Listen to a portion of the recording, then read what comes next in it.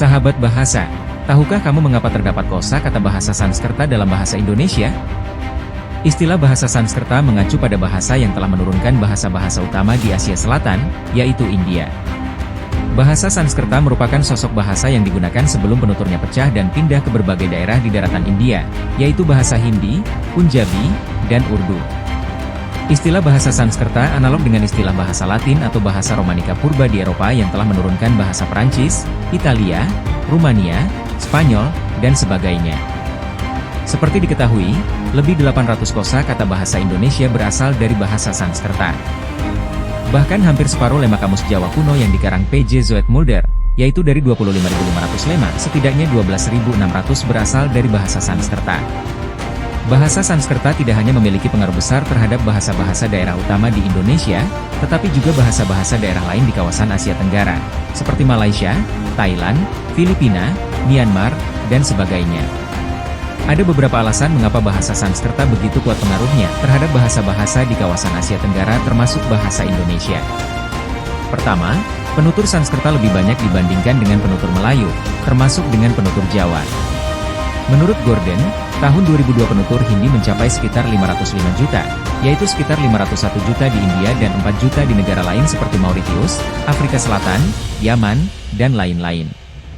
Saat itu, penutur Urdu mencapai 104 juta, sedangkan penutur bahasa Punjabi diperkirakan 45 juta. Bahasa Hindi dan Urdu merupakan dua bahasa yang sama, hanya sistem tulisan yang membedakan. Bahwa, bahasa Urdu menggunakan sistem tulisan Arab, sedangkan bahasa Hindi menggunakan sistem tulisan Sanskerta. Adapun bahasa Punjabi merupakan salah satu dialek bahasa Hindi. Jika pertumbuhan penduduknya diasumsikan 1% per tahun, maka tahun 2022 jumlah penutur Hindi, Urdu, dan Punjabi mencapai 780 juta.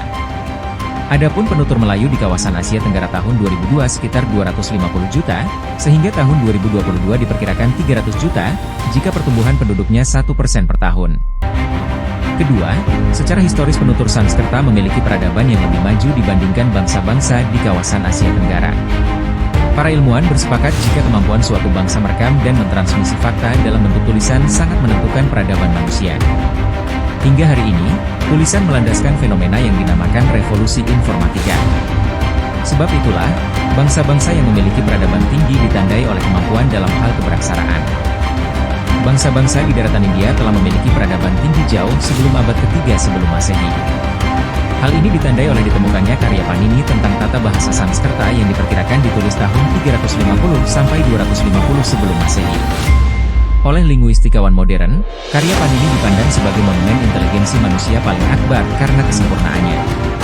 Sebab kemajuan peradabannya itulah, bangsa-bangsa Nusantara banyak belajar tentang bahasa Sanskerta. Ikatan Melayu dan bangsa-bangsa di kawasan Asia Tenggara dengan bahasa Sanskerta tampak jelas dan terjadi beratus-ratus tahun. Penganut agama Buddha sejak abad ketiga sanggup berlayar dan menyusuri daratan dari biara ke perguruan Buddha demi berkunjung ke pusat-pusat ilmu Buddha di Nusantara. Bahkan abad ke-7 para alim Tiongkok diutus untuk belajar dan menyalin naskah agama Buddha yang berbahasa Sanskerta di pusat-pusat perguruan di Nusantara. Bukti pengkajian bahasa Sanskerta di Nusantara dapat dijejaki dalam buku dan catatan yang tersimpan di arsip dan perpustakaan Tiongkok. Transmisi bahasa Sanskerta ke bahasa-bahasa Nusantara berlanjut, ketika bangsa-bangsa Eropa mengekspansi bangsa India, kemudian ke Nusantara, serta menjadikan bahasa Sanskerta sebagai sarana komunikasi guna memperkuat hegemoninya di Asia Selatan dan Asia Tenggara.